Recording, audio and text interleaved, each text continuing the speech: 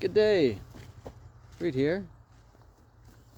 Thanks for joining me at Orchestra Farm. Let's just see what happens here. There's the plastic was just moving. Yeah, whatever creature's in there is burrowed in more. I think it might be a cat. I don't know. Didn't seem like a bigger animal. But that's a tight spot to be in under a pallet. There's a pallet stack that's under that bunch of wood. Anyway, another beautiful day. Summer's fully here. It's the beginning of June in 2025. And work to do down here today. Tighten up the gaps in this black plastic. And like you probably see, there's standing water over near where all of the those are bags of sheep wool and a cart. It's just been sitting in the water. The wheels it all. Anyway, but the heat of the year is finally here. This is a good idea of the standing water. Look at all that. There's the water table. Fascinating. And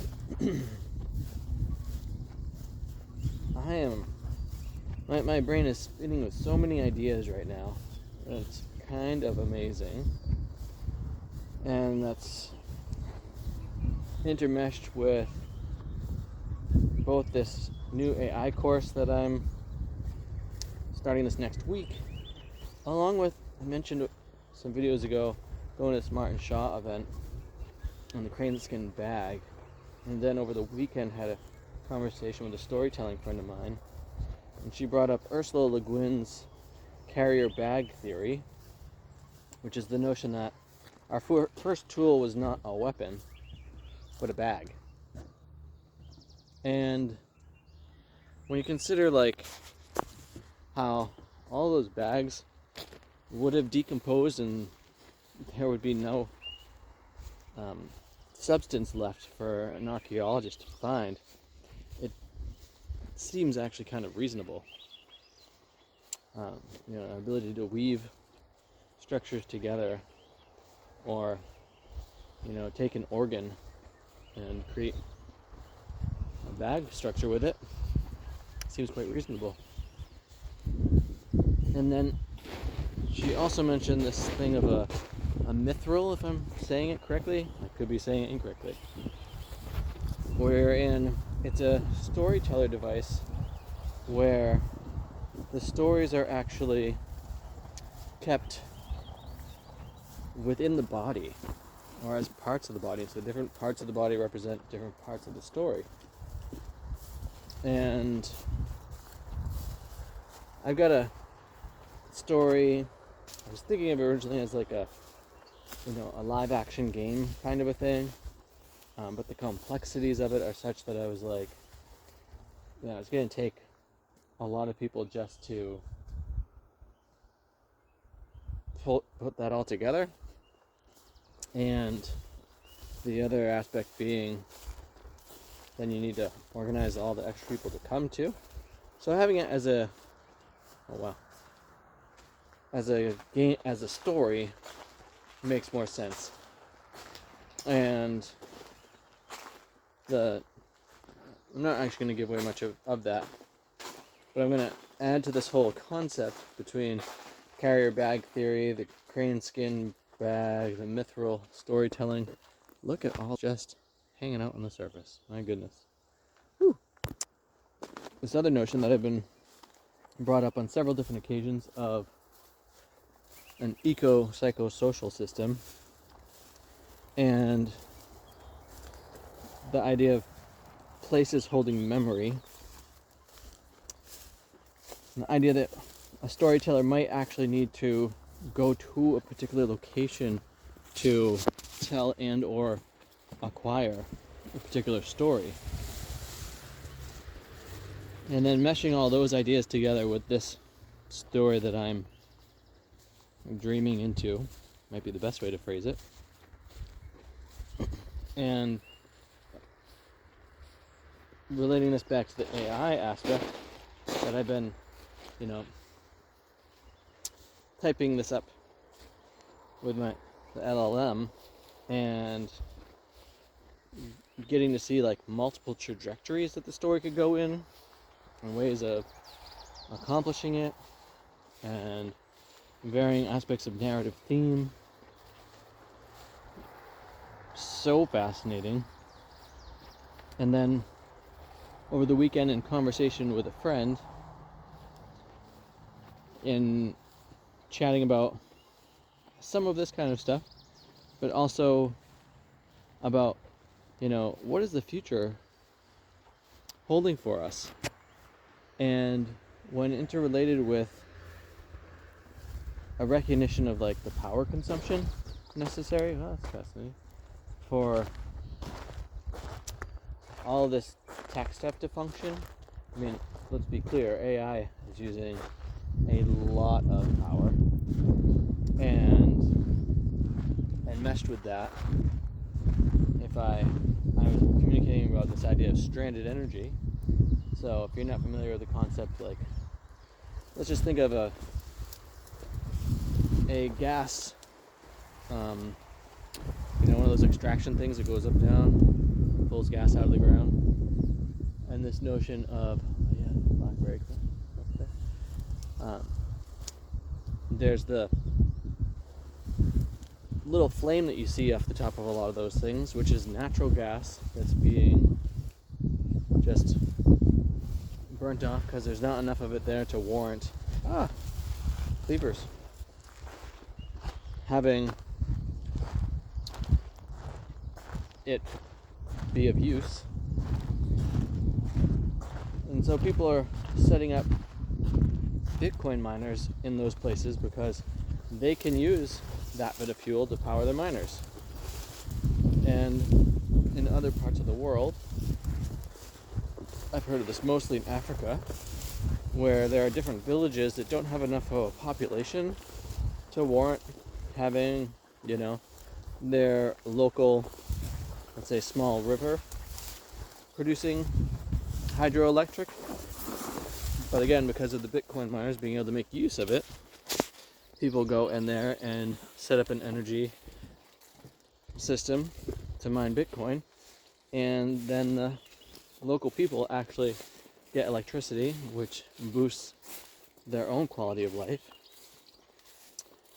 And some people call, or refer to Bitcoin rather, as a species, which is a fascinating consideration. This needs serious look at that. There's raspberries in there somewhere that are growing. Look at the big pecan. I'm loving that. That's maybe like 5 or 6 years old now, and it's getting to be probably about 12 feet tall. And I really need to look up the podcast episode I listened to from the Long Now Foundation, where this lady was talking about evolution, and it made a lot of sense to me, and I'm sorry I don't remember the word, but the idea of it is we are mostly made up of other cells, other kinds of organisms, and so we're actually like, I forget the number, so let's just go with 1 billion years old. Somebody out there fact check me, right? And because we've been, co-evolving in this symbiotic relationship with all these different life forms that compose our whole being. And so the oldest thing that is our technology. And in that kind of a way, I'm not granting any of our LLMs/AI stuff to be conscious just yet, or, a life form just yet. However, in the future, I could see that being true, and in a way of it identifying all the different factors that go into it being here, a recognition that more biological diversity is better than less, intermixed with all these different stranded energy places are places where different power systems could be set up that are able to function in greater reciprocity with the myriad life forms that coexist here. And at the end of every mass extinction, there has been an evolutionary boom in life. And so all those different factors together playing into this very intriguing story thing that I'm developing, because it seems like story is what really allows us to propel ourselves into the future. And so we need good stories to help propel us into a future. And that's what this project is working on. And it's so funny how it's evolved currently and continues to develop in its myriad ways. And I thought I would just give you a long spiel about that, because I'm finding it highly entertaining. And I think, if it's not entertaining, it's probably not going to capture the minds, hearts, and capture's the wrong word, but inspire the minds, hearts, or even souls and spirits of the beings witnessing it. And that's my intention for this project. So it's a long-term project. I'm hoping to have a storytelling version of it later this year for a group of friends, where I'll record that so I can kind of take notes of myself and continue to flesh it out. And thanks even for joining me while I do that right now. Again, I'm pretty happy with this time of year. I'm managing to stay on top of my balls. I have one more edit to do on my next album project, and then that goes off for mastering, and I'll start releasing some more content about that. Thanks for joining me on Wednesday mornings, 9 a.m. Pacific Standard Time, for my live streaming from my music studio space. And I hope you guys have enjoyed today's little conversation about what's been going on in one corner of my mind. With that, thanks for watching. Really appreciate you showing up here. Thanks for subscribing to the channel. It means a super lot to me. If you could like or share this with the people in your life, that would be amazing. And with that, I hope that you all have too much fun.